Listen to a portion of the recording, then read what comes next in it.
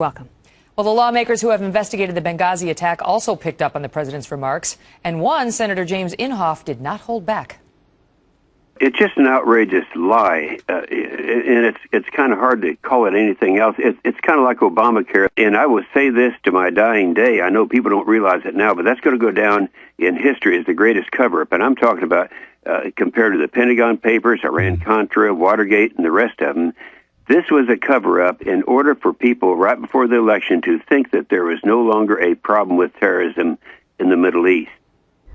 Joining me now, South Carolina Republican and member of the House Oversight Committee, Trey Gowdy, who has sat in on multiple hearings on Benghazi and the IRS scandal, another issue that came up last night, and we'll get to that in a minute.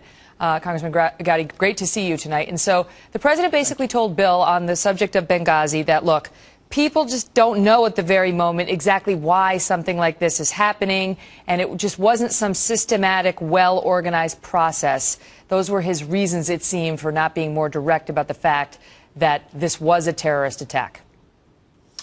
Well, then he needs to read the emails from the State Department, because on September the 12th, less than 12 hours after the siege ended, his own State Department, in an email to the Libyan ambassador, said, "We know who did it. It was Ansar al-Sharia." Nothing about a video, nothing about a protest. So his own State Department knew within 6 hours of the siege ending that this was a terrorist attack. So I would encourage him to spend more time with the Secretary Clinton. And by the way, Cheryl Mills was copied on that email, and so was Patrick Kennedy. Well, he also said it was, you know, there may have been some bad guys, but it was also people taking advantage of the moment and so on and so forth. And didn't really speak to the evidence about, you know, what was happening on the ground and how well the attackers knew the layout of the consulate. They knew where to find Ambassador Stevens. They knew the location of the cans of gasoline. They used military hand signals to communicate with each other. So this, you know, suggestion that this is just sort of, you know, mostly these guys who got together and decided to cause some havoc is not exactly dead on. However, let me ask you about the president's suggestion that this scandal, Benghazi, it's really being kept alive by Fox News, and it's not a scandal. And the only reason people think it is, despite the fact that 4 Americans are dead, is because we at Fox News have decided to make them believe that. Megyn, I can tell you this. There are 4 murdered Americans, and I am asked about Benghazi more than I am any other issue. And that is true in South Carolina. It is true in Texas. But that's because your viewers may watch Fox News. I mean, taking the president's logic a step further, he'd say that your people must be watching Fox. Well, it may be, or it may just be that people view this as having nothing at all to do with politics and about who we are as a country, that 4 of our fellow citizens were murdered, that we weren't prepared to provide for their security, that we didn't go help them during the siege, and then Susan Rice lied about it on 5 different Sunday talk shows. It may be that it has nothing to do with politics. Let me shift gears and ask you about the IRS. That's another scandal that the president claims is ginned up by Fox News, and he said there's not a smidgen, I think it was, not a smidgen of evidence that there is corruption at the IRS. And here's a, do we have Carney as well? All right, watch. So you're saying there was no corruption there at all? No. That's not what I'm saying. That's actually... No, but I want to know what you're saying. You're the leader of the country. You're saying no corruption? No. None? No. There were some boneheaded decisions out of a but no office. Mass corruption?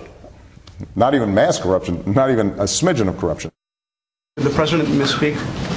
No, he didn't. I think I have about 20 different news organizations that cite the variety of ways that that was established, including by the independent IG, who testified in May, and as his report said, that he found no evidence that anyone outside of the IRS had any involvement. Isn't there an active Justice Department investigation into this matter? I would refer you to the Justice. There's an active Justice Department investigation. Doesn't the president prejudge that investigation? Obviously, we do not interfere with Justice Department investigations. Your thoughts on that?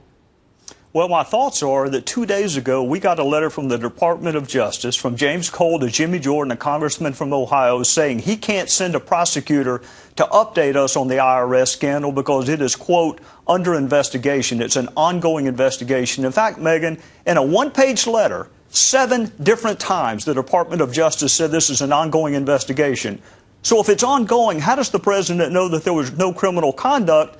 And who briefed him on it? If you can't come tell Congress the status of the investigation, why are you updating the president? All the more reason for us to have a special prosecutor who is immune from any pressure that the White House might could put on him or her. Need a quick answer. Is there some potential problem in the boss projecting to those conducting the investigation that he knows exactly how it's going to come out? I think that the president said with a lot of certainty, he certainly acts as if this thing is dead. The Wall Street Journal has reported that it's dead. I can just tell you that the people that I work for and the other states I travel to, this is a big deal when government targets you based on your political beliefs. But to say there's not a smidgen of corruption when the investigation is ongoing, I don't know any con law professor that would have said that unless he had information you and I don't have. I don't know, he fired the head of the IRS. There's a criminal probe open, and Lois Lerner took the fifth. So, I mean, I guess that was all a waste of time. Trey Gowdy, good to see you. Yes, ma'am. Thank you.